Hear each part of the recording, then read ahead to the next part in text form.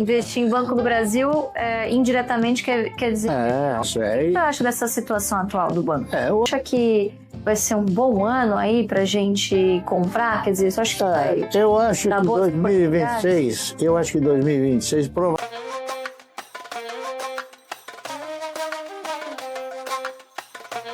Passou por uma trajetória, vamos dizer assim, dos investidores duvidando um pouco da capacidade dessa empresa de continuar sendo uma boa pagadora de dividendos, principalmente em ano que antecede as eleições. Então a gente está falando de Banco do Brasil. O que você acha dessa situação atual do banco?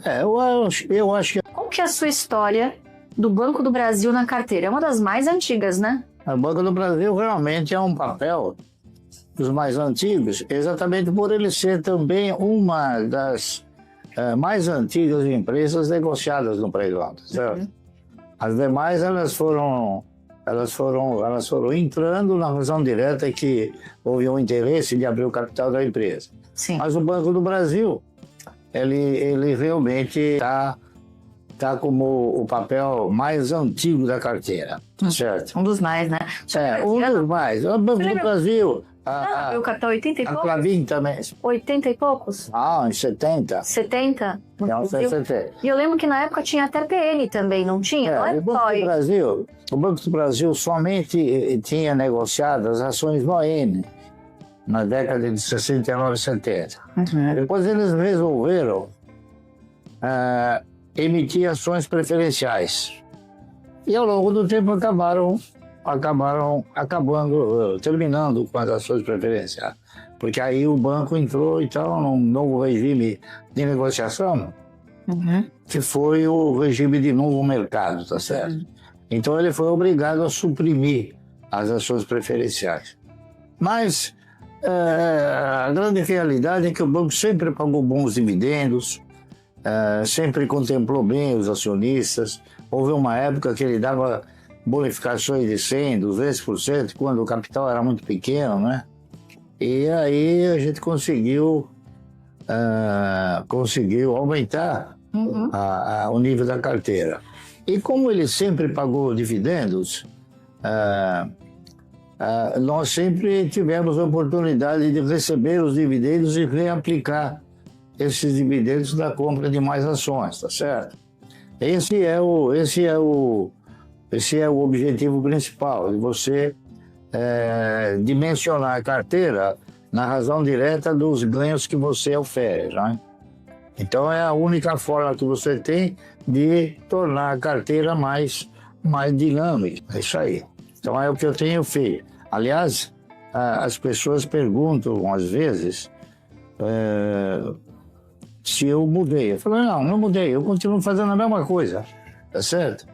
Porque se foi bom no início, por que parar agora, não é isso? Só que as coisas mudaram. Antes nós executávamos essa carteira, não é isso? Com valores menores. Agora os valores cresceram, então é claro que a gente... Da proporção agora. É uma proporção maior, entendeu? Legal. Mas não mudou nada. Eu continuo fazendo a mesma coisa que eu fiz quando comecei a carteira. Legal. Tá certo. O senhor tem uma história até muito legal no livro do senhor, que é sua biografia, O Rei dos Dividendos, que é aquela história que eu também faço parte, então tenho propriedade para falar, e eu sei que é uma história muito legal, de quando a gente foi lá em 2008, lembra aquele evento lá do Brasil Open? Que foi quando o senhor teve um insight muito, muito legal, né? Eu acho que uma das frases legais que o senhor fala é que a informação, ela tá aí para qualquer um assimilar e interpretar, né? Então, conta pro pessoal que não leu o livro, conta que episódio foi esse aí que a gente foi viajar e o que o senhor chegou à conclusão depois dessa viagem? Nós, por exemplo, fomos a um evento de Brasil Open, não é? Na Costa do Sauípe. E o presidente do banco, naquela ocasião, ele resolveu, na época, dar uma palestra, né? Falar alguma coisa sobre o banco, os objetivos, as perspectivas, os caminhos que o banco pretendia traçar. E, nas entrelinhas, ele acabou pronunciando o seguinte: bom, um dos objetivos do banco é ter todos os funcionários públicos sob o seu guarda-chuva, tá certo?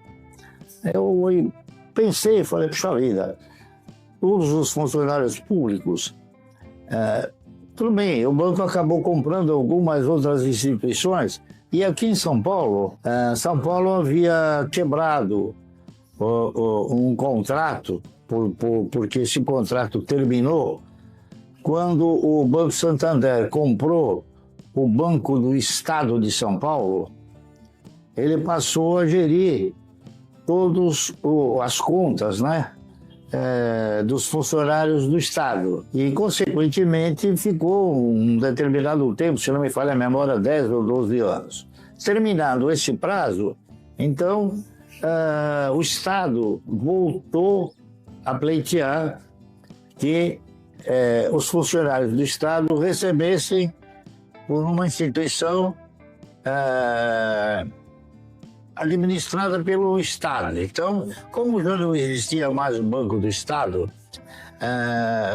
o banco que sucedeu foi o Banco Nossa Caixa. E o Banco Nossa Caixa é que administrava o salário de todos, né? Todos recebiam o salário pelo Banco Nossa Caixa. E esse pronunciamento que ele fez, o atual presidente, que eu não lembro o nome, ele disse o seguinte: o nosso objetivo futuro é ter o quê? É ter todos os funcionários públicos na nossa carteira de... Então eu comecei a raciocinar e falei, bom, para ele ter todos os funcionários públicos sob o manto protetor do banco, ele vai ter que fazer o seguinte: ele vai ter que, de alguma maneira, né, tentar se compor com o governo do Estado de São Paulo, também qual o procedimento que possa ser ativado no sentido de passar esses funcionários, ao invés de receberem os seus salários pelo Banco Nossa Caixa, receberem pelo Banco do Brasil. Então cheguei numa conclusão: é possível que o Banco do Brasil compre o Banco Nossa Caixa. E deu certo, puxa vida. Essa leitura deu certo. Então, eu tenho sido feliz em desenvolver algumas leituras, porquanto é a leitura que você faz, que ela te dá o quê? Ela te oferece um diagnóstico. E aquele diagnóstico, então, ele pode ser favorável ou não favorável. Geralmente ele foi favorável. E esse ano, pai, o banco ele passou, apesar de ser o Banco do Brasil, né, apesar de ser uma empresa bastante longeva na sua carteira, né, e assim, já compramos em situações bem piores do que hoje, né, mas o banco está passando agora por um momento, vamos dizer assim, de provação, né. Bem, que assim, o pessoal sempre fala, poxa, o Barsi não investe no agro. Mentira, né? Porque investir em Banco do Brasil indiretamente quer dizer no agro. É negócio. O que você acha dessa situação atual do banco?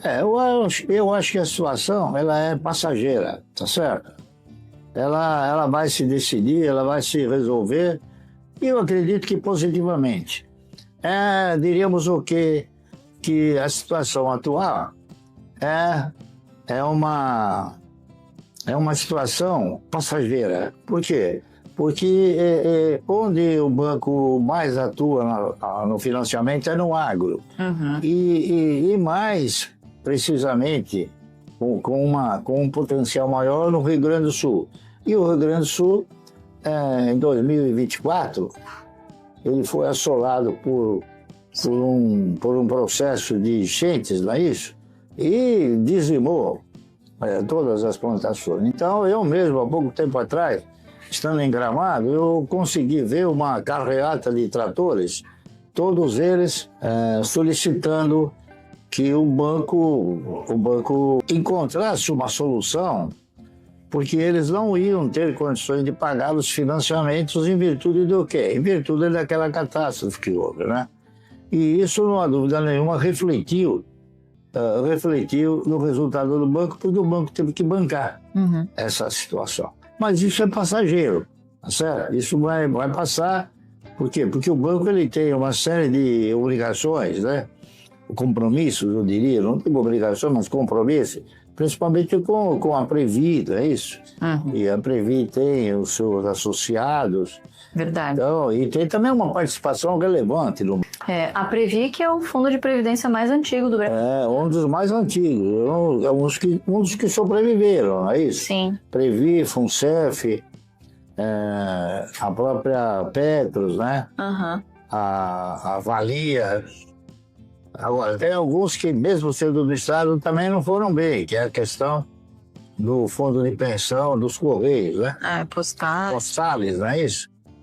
Mas isso é história para outro comentário. É isso. E ano que vem a gente tem um ano de eleição. Bom, esse ano já foi volátil pra caramba, né? Muito volátil. Teve um primeiro semestre com muitas oportunidades em tudo que é canto, né? E agora, nesse segundo semestre, a Bolsa engatando a quinta marcha um pouquinho, né?